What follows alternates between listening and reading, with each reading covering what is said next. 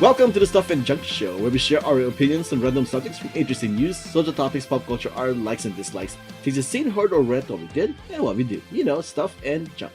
Hello, my name is Albert. My name is Ruthy. This is Jiaming. And for this episode, we're doing our 7-minute stuff. So, who wants to start? Ruthy? You want to go first? Not me. Ah, jeez. Jiaming then. Okay, Jiaming, go ahead. Go Yeah, first. my bit will just be basically dedicated to my recent trip to Six Flags. Six Flags, I don't think they even call it Magic Mountain anymore. Do they but not call it Magic Mountain anymore? Really? I don't know, man. Because actually, just coincidentally, a couple of weeks ago, they announced one of the parks will be shut down in Maine or Maryland or something like that. And I remember in the article, they call it Six Flags. According to the website, they still call it Magic Mountain. Oh, do they really? Anyway. Specifically California. This one, right? Okay. Yeah. Yeah, so it's in Ventura or Valencia. No, it's Valencia. Yeah. Valencia, California. A couple of weeks ago, it was my nephew's, spring break. So I took him and a couple of his friends to Six Flags. It's the only theme park in Southern California he hasn't been to. He's been to Disneyland, Knott's and Legos and Universal and all that bullshit. So anyway, I took him. First of all, it's a long. Here's my complaint. I work literally 10 minutes away from work. I don't take freeway. I could, if I wanted to, if I had any kind of like dedication, I could actually ride my bike to work. So the fact that I had to go to Six Flags in Valencia early in the morning nearly killed me. It was an hour and a half drive there, an hour and a half drive back. It nearly destroyed me and stuff. It broke me. Just one day, one day of fighting LA traffic nearly destroyed my mind. That's number one. Number two, it's been 15 years since I think I've been to Magic Mountain. I've been there. I went there a bunch of times when I was a kid, but it's been 15 years since I've gone as an adult and stuff like that. And it's in rough shape, man. I wouldn't be when I read the headline of that Six Flags Mountain being shut down. Oh, I thought, the Valencia one, right? Because it's not doing too great. Yeah. It's okay. This might be original thing for Ruthy, but Six Flags Magic Mountain has a notoriety here in California as a theme park where you might run into gang members and whatnot. Yeah. Like not a safe place to be. And this is a stereotype that's been happening since the 90s. I honestly don't know if it's improved its surroundings, but based on what Jiaming's saying, not really, right? I'm just talking about the aesthetics of the park, actually. You know what I mean? For the most part, I really wasn't paying attention to the kids and their affiliation and stuff like that. Okay. I'm just saying the park needs a fresh coat of paint. You know what I'm saying? It needs a fresh coat of paint. It's kind of rusty and stuff like that. You know what I mean? And number three, the theme of Six Flags is kind of all over the place. There's an entire section devoted to DC Universe rides, devoted to DC rides. And then a whole other part was devoted to country music. As I was walking, country music, country fairs, kind of blurred in the outside stairs. So that's kind of weird. And number five, it was a random Tuesday, so it was before summer break, so I might understand why some things are closed. Like half of the restaurants were closed and stuff like that. You know what I mean? They weren't even open and stuff. It seemed like they were short staffed or they just weren't opening everything, you know what I mean? So that was that's kind of rough and stuff like that. And then one of the funnier things is Albert, do you remember the roller coaster Ninja? I think it opened. Yes. Apparently they haven't done anything to kind of make it more PC or make it more modern. Oh, really? You know the racist Asian font. They still have that. Yeah, they still have the font. That font. And the other thing is, sometimes on these rides, the conductor or whoever the engineer is, they'll give you a little bit. You know, they'll say, "Hey, blah blah blah," say, "Do this, blah blah," and get ready to go on a ride, blah blah blah. So for Ninja, they do the whole spiel, right? And then they go blah blah blah, and all of a sudden, I heard the girl go, "Hi-Yah, Hi-Yah." I'm like, yeah, my neighbor was like, "Wait, what? Do you hear that? Are they doing the Kung Fu Asian Hi-Yah thing?" So it happened once. And as we got closer, they kept, they have to do it every time the ride goes, right? They kept, Hi-Yah. I'm like, maybe change the script, maybe update the script, maybe make it less, make it a little more, culturally sensitive and stuff. I mean, it is in the area of Southern California, Jiaming. They don't really care about that kind of stuff. Nobody, at no point in the 30 years as that ride came out, say, you know what? hey, this is kind of a character trait. Maybe we should be a little bit more racially sensitive. That So area of Southern Comfort isn't exactly woke, Jiaming. I would argue based on visuals, I would actually argue a little bit the opposite direction. Only in a sense that they were a lot of openly queer people, like men and women dating men and women, men, women, and they were kind of out in the open. They were holding hands. They're very affectionate. A lot more than that I've seen in when I was a kid when I went there I when I was in high mean, they're school. probably tourists from another area. And in the first No, place, no, they seem like locals. I can tell when tourists. There's a lot of white people. You can tell that but some of the ones were like, I think they're local and stuff. They were on the spring break too. But yeah, but that was the one positive I got from the experience. I like the fact that the woodcut openly queer. It was a younger generation too, so that's why I think they're local. They're younger, so that was the one cool part. Oh, and lastly, I mentioned this in one of the previous podcasts where I was saying, as a 48-year-old, I'm too old for these kind of roller coasters, man. Like real legit, like roller coasters. You know what I mean? I went on two or three of them at the beginning, and I just tapped out. You know what I mean? I told my nephew did you and actually his pass friends, out? no, I tapped out. I said Oh, no. you tapped I said out. no. I said nope. I am not going on anymore.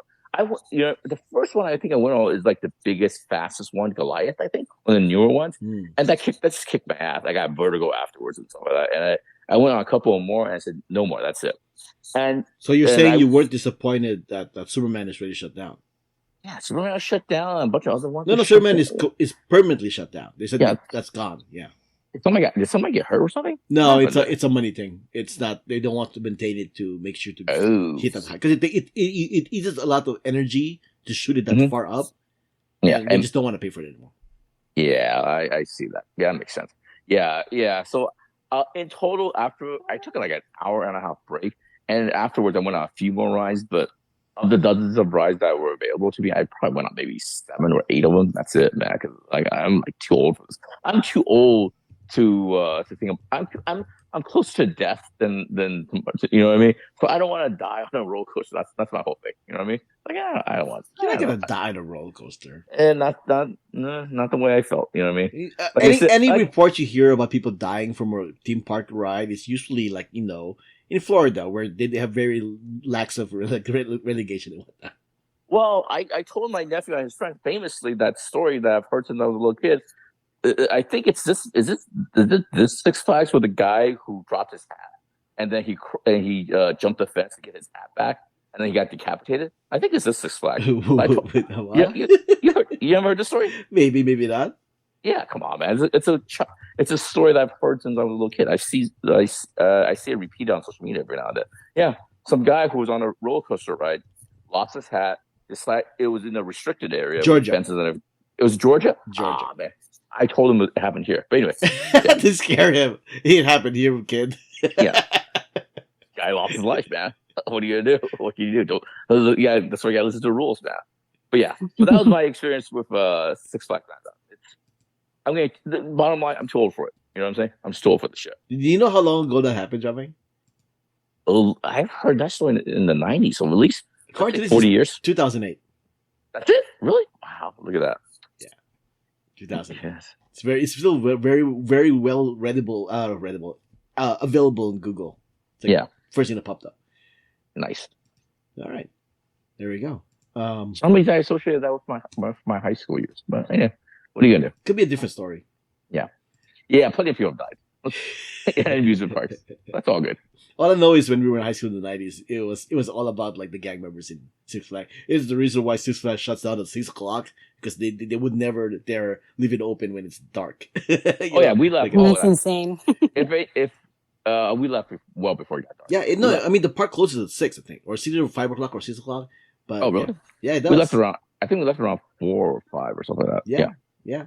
They still don't leave it open until nighttime, so Yeah, there that we makes go. sense. Although I don't know if they do that for Halloween stuff. Sure, I haven't been there since like the early 2000s, so I don't know. Yeah. All right. All right. Ruthy, do you have something? Do I have something? Yes, I do actually.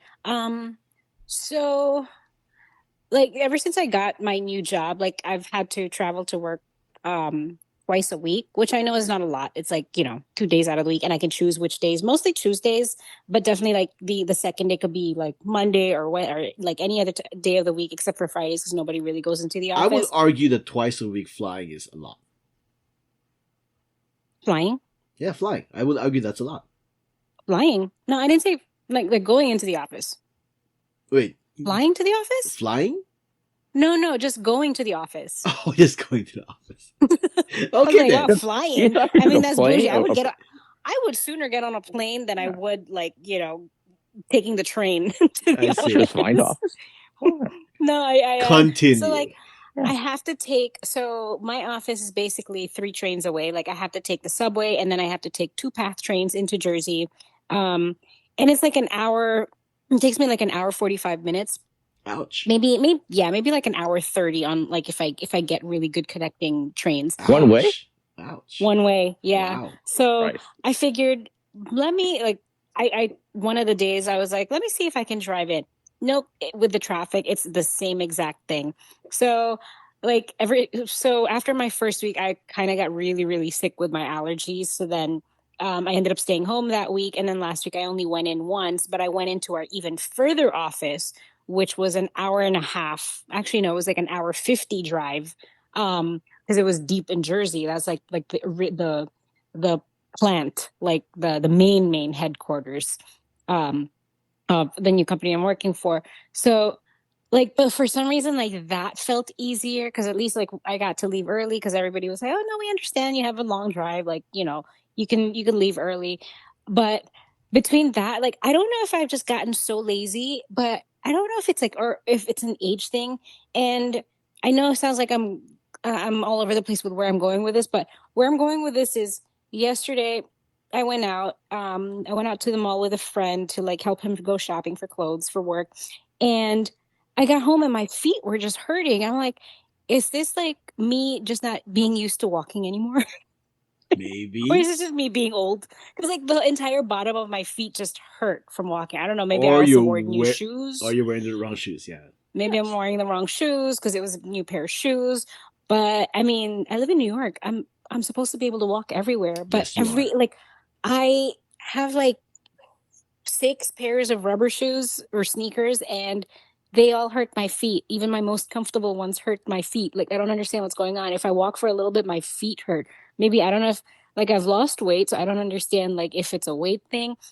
I don't know, like do you guys I mean, Albert, I know you're on your feet like all day at work, but is that like a thing? Like does that happen like as like the years go by and then you're or maybe I'm just like not used to using my feet anymore. No, for me it's the opposite. I'm actually not on my feet all day. I jump Oh, in that's and true. out of my Yeah. seat, right? Yeah. But my thing is that where I work, my seat is elevated from the ground, decently. No, I won't say high, but for somebody like my height, it's high enough. So whenever I get off my seat, I feel like I'm jumping off something and I'm landing. I'm always landing, and for me, it's my legs. My legs are starting to like feel more pain Mhm. because of me always landing off a higher elevation than normal. So yeah, but when I used to be on my feet all the time in the other location, no, I didn't really have that problem. The only problem I had that problem was when I had the wrong shoes, and that was pretty much it. Yeah, so Yeah. buy some New Yeah. Balance. Maybe that's it. Buy some New Yeah, I Balance. think I don't have to finally like break my what do you call that?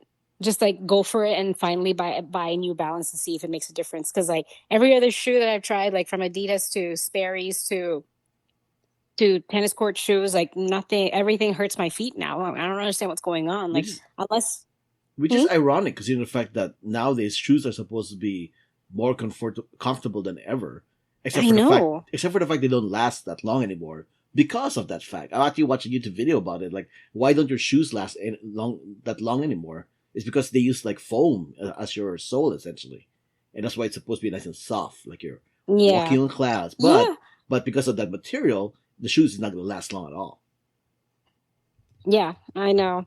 But it could also be like me just not being used to walking because, like, since I wasn't working like the last few months, like I was going out more and I was walking around more and my feet would hurt, but not as much. But after these past couple of weeks and like walking for like 2 hours yesterday and coming home and my feet are sore, like, what is going on? But it comes to my shoes. So Yeah, that's my rant for. I don't know if that was 7 minutes, but that was basically my rant because like I've just been on the couch all day today, tired and sore because my feet just hurt and I don't Yes. understand why. It could also be the humidity. It's like so humid here right now, and like the temperature's been hot and cold, hot and cold. So maybe my blood pressure's just been all over the place too.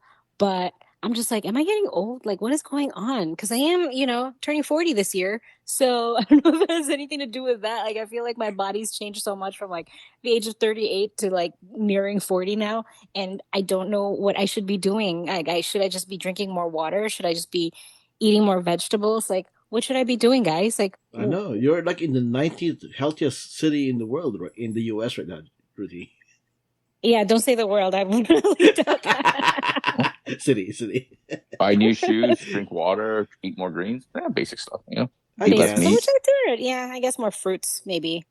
For me, I didn't feel any body change when I turned 40. It wasn't until like maybe mid 40s is when I started noticing some body changes. Like, oh, I'm getting old, that kind of thing.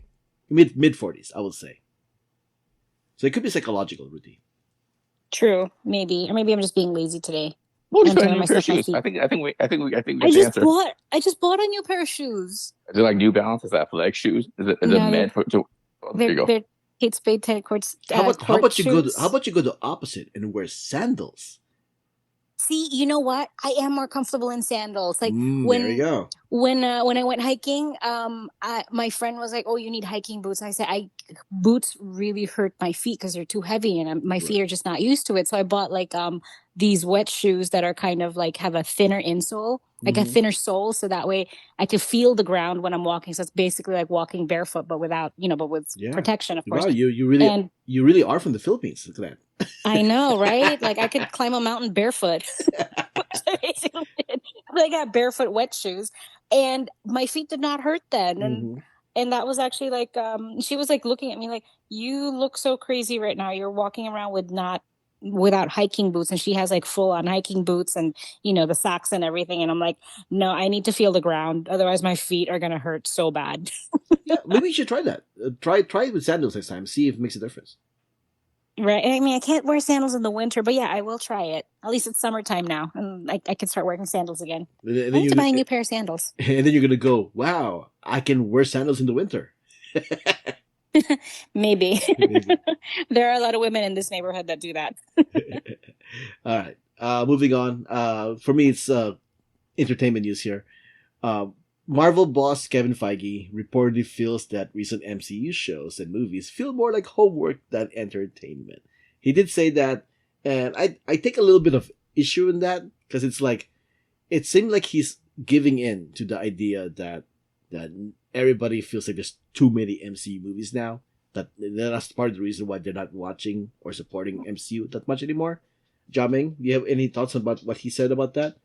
I didn't read the quote. I'm not familiar with the quote. Yeah, he basically saying like a lot of people, and I do know a lot of people who just completely avoided the Disney Plus stuff, and now because of that, they feel like they can't watch a movie because they haven't seen those shows, and it's like they feel like it's Mhm. holding them back from following the MCU.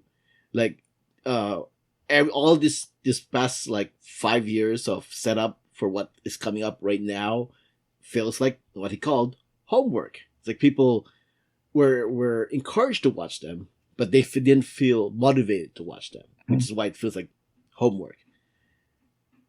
Yeah, thoughts, Jamming? Homework? Oh, No. I mean, I take it. I what do you call it? I take it as a what do you call it, series by series when it comes to Disney Plus stuff and stuff like that.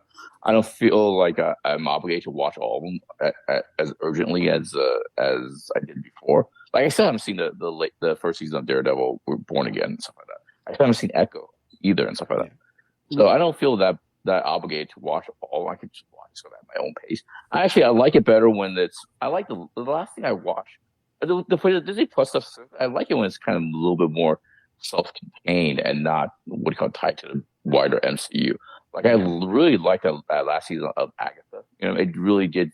It really was kind of like self-contained. The only thing you needed to watch was the previous WandaVision. Mhm. I really like what they're doing with animation, man. I think their animation is great now. I really like the Friday Neighborhood Spider-Man. I thought the last season of what do you call it? What If was just okay, but overall it was wonderful. I really like the Moon Girl and Devil Dinosaur. I like the if the Disney Plus stuff is just them leaning into animation, I think that would be great. You know what I mean? How about you, Ruthie? Do you feel compelled to have to watch the Disney Plus stuff to watch the movies? Yes. Because I want to know all the references because they're always throwing like Easter eggs or like little references here and there. So I feel like I need to know. Plus, like I'm just like that type of person. Like I rewatched all the Marvel movies in chronological order during COVID just because like I had time. Um and just so like I could really, and I don't know why I was obsessing about it so much, but just because like there were so many movies, and then I just really wanted to know how it all strung together and like where it connected and like the timelines actually would make sense instead of just like watching them as they were coming out. So, and I don't know, I just find it fun to like really know the front and back and like backwards and forwards of everything. Mhm. So yeah, I find it important to watch everything before watching the next movie that's coming out. Yeah, I'm the same way too. I like seeing all of it, and even if they're not completely connected, the multiverse is the answer for that. So it's like I want to see everything. I'm a fan. Jiaming, you're also a fan of the MCU. Mm-hmm. So we eat this up. Like this is like a chore to us. We actually do enjoy watching all this stuff. But the sentiment that Kevin Feige is finding out is that a lot of people don't. A lot of people just want to watch the movies and just be happy with it. They feel like they're being they're they feel like they're left out of any reference to the Disney Plus shows because they have no reason to want to watch those things, and they hate the fact that they have to watch something to get what's going on in the big screen, which is the only thing they care about, kind of thing. So, and this brings me to what Kevin Feige is going to do now is what you said, Jiaming. The Disney Plus shows are going to be more separate from the movies from now on. Essentially, is what he's saying. So it's like you can watch them by themselves, and then you can watch the movies by themselves. Is essentially what he's gonna go for, Yeah. which I think is a disservice to characters like Miss Marvel, which admittedly had a movie, but most people didn't really watch the TV show. So it's like, so what happens there? How about Moon Knight? Is Moon Knight just not gonna show up in the movies? You know, so it's like those kind of stuff. I mean, I wouldn't mind seeing Moon Girl and Devil Dinosaur in the movies if they could, but it seemed like now they're back to the way it was before, over 10 years ago, where Agent of Shield is now part of the MCU because we don't really care about the TV stuff. We've gotten back to that again, and I'm not sure I like that idea. Thoughts? I mean, go ahead, Jimmy. My whole thing is I'm just more interested in see how they play out the next couple of years and stuff like that. Not only for the just putting the pin on the Disney Plus of it all, they really kind of circled the wagon when it comes to the movies in terms of like they've taken the last year. They only released Deadpool Wolverine last year, mostly due to a strike, but they only released one movie last year. But when I say circling the wagon, I mean they haven't announced anything, I believe, past Avengers Secret Wars, right? So whatever they're planning on the movie side, they're kind of keeping it. They're not promising anything they can't deliver at this point right now. You know what I mean? So hopefully it means they have some sort of plan, either to finish up the stuff that they've introduced, like the end of all these teasers at the end of all these movies, like you mentioned, Disney Plus, the Moon Knight of it all, and stuff like what's going to happen to them. So my whole thing is like I'm willing to wait for them to. I'm willing to wait for the next couple of years to see how it plays out. You know what I mean? Like I said, so right now it's basically in the movies. It's Fantastic Four, and that's it for this year. We're done for the year, right? And then next year, I believe it's only Avengers and then Spider-Man and then Avengers the next year, right? Those are the only movies they've announced. Do I think there'll be more movies, or they're planning on more movies? Yes, but if they're not ready to announce, that's fine. They're not ready to announce. And it seems like the television stuff. I know it's Ironheart, which is something they shot years ago. They're just going to release. So let's just put that in it. Just push that aside for now. And then Wonder Man, the little teaser I saw, I think that seems like more of a self-contained thing. And it might be, and the only thing that's kind of like tied to the larger MCU is I forgot the guy's name now. The guy from Iron Man 3. Shoot, I forgot the guy's name. The famous actor. He played Gandhi. But anyway, yeah, Mandarin, you know what I'm saying. the Mandarin. Mandarin, that's right. The quote unquote Mandarin and stuff like that. So that's the only thing that's tying Wonder Man, the TV show, to the larger MCU. And the other thing I know is they're going to do look what they're planning to do with Daredevil is like they're gonna do Daredevil basically once a year on Disney Plus. You know what I mean? But that seems like a self-contained thing. Daredevil will be just Daredevil stuff. You know what I mean? Yeah. So my whole thing is like I said, there's a long way of saying I'm willing to be patient and let it play out a little bit. Just let it play out at least 2 years. See what the plan is. Yeah. You know what I mean? I feel like for me, I feel like it's still a disservice to the Disney Plus shows, the TV side of Marvel, to not have as much representation in the movies because a lot of people haven't seen the shows. Like Vincent D'Onofrio has already said that don't expect to see the Kingpin in the movies. Yeah. You know, so it's like that's bad. I mean, I wouldn't mind seeing the Kingpin in the movies, and it sounds like he's been told that that's not going to happen. So it's like that kind of disappoints me. I think only in that particular, it's only because it's going to be so tied to Daredevil season 2, season 3, blah blah blah. But didn't some of the Disney Plus characters weren't they part of the Doomsday presentation? Yeah, but that's the current. That's because the plans have already been laid in set. So anything past this, Kevin Feige said TV is going to be TV and movies are going to be movies, and that disappoints me. My whole thing is like I'm repeating myself here. I'm just waiting. I'm willing to wait for a little wait a couple years. I'm just reacting on the news. That's all. Yeah, my whole thing is I really do hope they play more into animation because like I said, the last couple of animation things I saw from them, they kind of crushed it. I really like animation. But what do I know? Okay. And it does seem like I just started to remember that point. It does seem like the next thing they want to do is integrate the X-Men. So on top of all the Disney Plus stuff, they got to integrate the X-Men. You know what I mean? Well, I think the X-Men. I think the X-Men is just going to be in the movies at this point because they also recently announced that the director for Thunderbolt might actually be the one for the X-Men. Okay. All right. Anyways, the one set of characters that should be a day-to-day, week-to-week soap opera. You know what? We'll put in the movies. Yeah. That's a very good point. X-Men of all characters need to be a TV show, but even though I understand the special effects will be where I have to be crazy expensive and stuff like that. That's where animation comes in. All right. Yeah. Thanks for listening. You can find this podcast on Instagram, Blue Sky Threads, and YouTube at Stuff Junction. You can find me, Albert, on Instagram and Letterboxd at Albert5x5. You can find me on Instagram at RuthyGrace13 and Ruthy's Cats. You can find me on social media, JIAMINGLIU. Music has been provided by Gloomy June. Updates, contact info, ways to support us, and everything else is on the show notes found on whowhatwhereswhy.com. Before we go, let's give our 37 listeners some recommendations for this week. Ruthy? Me? What am I going to recommend? I recommend... Why does this always happen to me? I always get brain fart whenever I'm trying to recommend something. So I actually used Zipcar. Maybe this is like a 50-50 recommendation because like some people get good experiences out of it, some people don't. I think it's like really convenient, especially in like bigger cities where you can't, it's really not practical to have like a car. And I know we have a car, but like we only have one car between me and my partner. So like, you know, there's days when I don't have the car, there's days when he doesn't have the car. So I signed up for Zipcar. It was really easy. You should explain to the listeners what Zipcar is. Oh, Zipcar. So Zipcar is kind of like a share ride, kind of like a city bike, but for cars. Do you guys have city bikes there? You have city bikes there, right? We have city bikes in some areas, but I don't know anybody that uses Zipcar. Oh, okay. So yeah, quite a few people use Zipcar here. Basically, like you sign up for an app, and then they have designated Zipcar cars that are in certain neighborhoods, and then they give you the information of the cars that are available.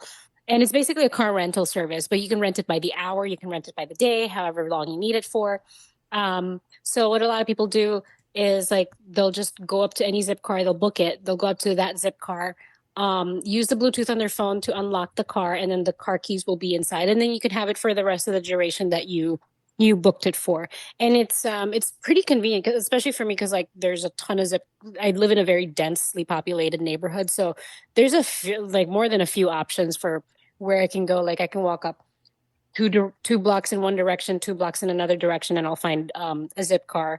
And I mean, I guess like some people have issues with some cars not being maintained well, but for the most part, they're pretty good. Like I would say it's like pretty convenient too, because then you don't have to be responsible for gas. Like they come with a gas card, so you can just gas it up before you leave it. You have Um, to like bring like a blue light to when you inspect a car when you book it. You know what I mean? I would be less. I'd be You have to wipe surprisingly, it. I'd be less concerned about that than bed bugs. Because then Well, yeah, you got. Do you bring alcohol wipes? You got to wipe it down and stuff like that. I totally wipe everything down. Like There even you in go. regular rental cars. Yeah, no, wipe everything down. Never use it for more than a couple hours. Just basically for like a quick pickup or something. But anything more than that, no. Like I would not take it on a road trip. But for a road trip, I would just go back to a regular rental car. But for, like I said, like within the city, you just need it for like an hour or two for like a quick pickup of something. Like let's say like I was picking up Facebook Marketplace furniture and like just little knickknacks here and there all over the city. Like that was really helpful. Um, yeah, and then like they have designated, since like New York, we don't really have driveways um or like garage like parking spots or anything like parking lots or anything Mhm. like that. There's actually like designated zip car spots on this on for like street parking. Okay. So there's actually like a sign for it that says like this is only for zip car cars parking. If you park here, you're gonna get a ticket. So at least like when you go back to that location, you have parking right away, and you just have to leave everything and then walk back to your house, and that's it. Yeah. Do you feel like this is better than Uber or Lyft? Well, it's cheaper and you have more control because like Uber and Lyft is just, you're not the one driving. Right. You're going from one place to another and you don't really have um an option in between for like if you want to make stops along the way. Mhm. Like at least this one, it's like it's cheaper too. It's like 16 to $21 an hour. Um Rather than like if you take an Uber, it could like when was it? Friday night I went out to dinner. I was in a 20, not even a 20-minute ride, like a 10-minute ride. It cost me $25. Yeah. So it was a little frustrating to pay that because I paid just about the same amount to go from my house to that location 2 hours before. But because of the rain and the traffic, like, a 20 block ride became like pretty much the same as like a 3 mile ride. So it was a little annoying, Yeah. but Based on yeah. what you're describing, I would also prefer Zipcar over Uber or Lyft. Yeah. I looked it up in my area, mine and Jiaming's area. The nearest Zipcar areas are Pomona College, Chapman University, Yeah. Cal State University, Long Beach, UC Irvine, and LA. Just in general, LA. So those are the only places that has Zipcar in where we live. So yeah. Hmm. Yeah, it's not really made for Southern California. Southern California is Yeah. too widespread and stuff like that. Yeah. Or dense cities like New York City, Chicago, or something like that. Yeah. Okay. Zipcar. Jiaming. I'm recommending 3 YouTube pages for movie lovers, I guess. Okay. And so one of them is what it calls Studio Binder. Studio Binder it's a very academic kind of a YouTube page. It's number one. It's for people that are trying to break into what do you call it, the movie business, I guess, but doesn't want to go to the film school or whatever. So they'll tell you like how to build a story, blah blah. I don't use it for that. I use it for how they explain certain film stuff. Like one of them is a video on Doppler effect. How to what I mean, and one is about what I'm looking at right now. One explains the auteur theory. These are very like academic topics and stuff like that, and that really gives you like the nuts and bolts, the language of film and stuff like that. So that's a really good web page for people who really want to kind of like think about film in an academic way, learn certain terms and stuff like that. This is stuff I learned when I read books, when I went to a film class. It's all good stuff. It's a nice website. The other one is called The Take, which is basically video essays about certain topics. The lady, I think it's run by two sisters, but they'll take on a topic like every week, every 2 weeks. They usually highlight a big movie that's out, and they'll give their opinion about what the movie's about. The last movie they hit was Sinners. But one of the recent essays I liked recently was called how they explain plot holes and what really is a plot hole. And then the way they explained it is kind of very matches what I think a plot hole is. So that's the second one. It's called The Take. And the third one, I think we talked about before. The video essay is called Nerd Writer. he does less videos. His videos are less frequent, maybe once a month or something like that. And he just doesn't talk about movies and TV shows, but he talks about books and all this stuff. Anyway, but his recent video essay regarding a movie is what do you call it? Is for Black Bag, the Soderbergh movie. He broke down one of the earlier scenes. He explained how certain camera angles, how he edits the diner scene at the beginning of the movie, how that sets up the rest of the movie in terms of characters, plot, and theme.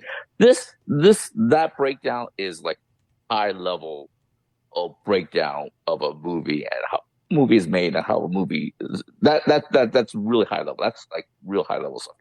I don't know if the average viewer will be into it, but I find it fascinating. I find it interesting to think about it in that way. But yeah, those are three YouTube videos, channels that I recommend. Okay. What? That is Studio Binder, The Take, and Nerdwriter. Mm-hmm. I had to subscribe to Nerdwriter, so I'm familiar with his stuff. I've seen some videos from The Take and Studio Binder, but somehow I never actually subscribed. But okay. Yeah. It's one of those things where it's one of those things where I subscribe, but then not every topic interests me. Like I said, for the Studio Binder, some of the videos are geared toward people that want to break into the movies and showbiz. Those are the ones I just ignore and stuff like that. Okay. My recommendation has to do with a stand-up comic that I saw recently, Steve Hofstetter, if I pronounce that correctly. He's a funny guy. I followed his stuff on YouTube, but this is the first time I saw him live. He also had three openers. The first one I completely forgot his name, but the second one was Georgia Warder, and the other guy was Jared Bernstein. They were both pretty funny. My whole thing was that they're very much liberal stand-up comics, right? If you've seen their YouTube videos and whatnot, they're very left-wingy, liberal stand-up comics, and their audience are such. In an era that we live right now, there isn't very many places where you can literally gather with like 2,000 other people in one room, and we all know our political take. And it felt kind of refreshing, actually, where it's like everything is balls to the wall. You can criticize the right and the MAGA Republicans pretty freely without any fear of retort in this kind of environment. And it felt kind of weird because even in my workplace, out in a restaurant, even in my family, it's like you have to be like kind of careful about some certain things. But that environment, that group of people didn't have to worry about it. So my recommendation, besides check out those stand-up comics, if you have a chance to go to an event or a gathering where you have like-minded people in terms of politics, try it. Because it is, like I said, it's very refreshing. It's very freeing to be in that kind of scenario. That's why I go to tea parties. You know what I mean? Korean's clubs. You know what I'm saying? I'm sorry. What tea parties? What tea parties? You know what I'm saying? Little. Never mind. Go ahead. Crickets. God damn it. but yeah. So that's my recommendation. If you get a chance, I don't know when you get a chance, but one easy way of doing it is go to one of Steve Hofstetter's stand-up comics because that's the audience for it. But on YouTube, he posts some locations where he did stand up in very right-winging location kind of thing, and he will talk about some hecklers and whatnot. Where I went, which is close to where I live in Brea, even though it's Orange County, which is supposedly very right-winging, everybody in the audience were very much on the left side of the political spectrum, and no hecklers there, and everybody was all in the jokes and whatnot. One of the throwaway jokes they had was like, apparently I have the case of insomnia on account of I'm so woke. But anyways, that wasn't. I'm gonna assume he delivered it better. I'm assuming yes. Yeah. I mean, yeah. I don't know. Yeah. Exactly. That was a throwaway joke. That was literally just a one line. It wasn't even Steve. It was the other opener, who was also very funny. But yeah. So yeah, that's my recommendation. Be among a group of people you know who share the same political point of view, because it's quite refreshing. All right. This was episode 874 of the Stuff and Junk Show. Thanks for joining us. Until next time, this podcast has been a Who What Why production.